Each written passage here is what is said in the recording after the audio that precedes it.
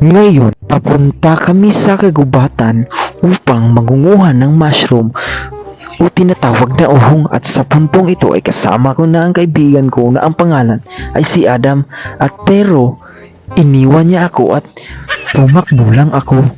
At sa puntong ito ay may nakita agad akong na dalawa na uhong, pero napakamalas talaga ng panahon kasi yung isa ay napakatagal na at yung isa ay bago. Yung isa na lang ang kukunin ko kasi bagong bago to at napaka-presko niya, at pagkatapos ay nakuha ko na.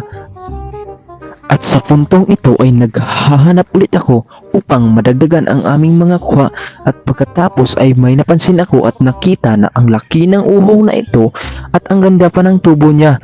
Napaka-presko at maganda siya, at kinuha ko na agad, at pagkatapos ay naglakad ulit kami upang madagdagan pa ang mga kuha namin. At sa puntong to ay may nakita kami na maraming tubo talaga, maraming uhong.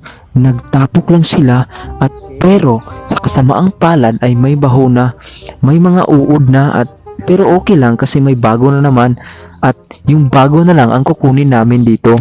At pagkatapos ay nagdali-dali na ako sa pagkuha ng mga uhong upang maghahanap pa kami at madagdagan pa ito.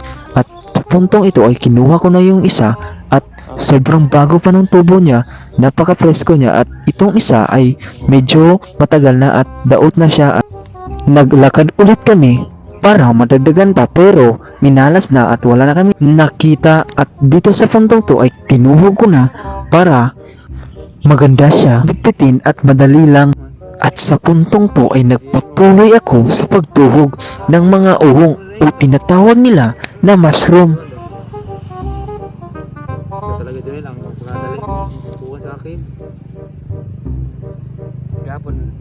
Magluto tong nas Papa Will. Oh, suba. Kana At sa puntong to ay malapit ko nang matapos, at ipibigay ko na ito ni Adam upang siya ang magdadala, at uuwi na kami, at see you sa part 2. Salamat!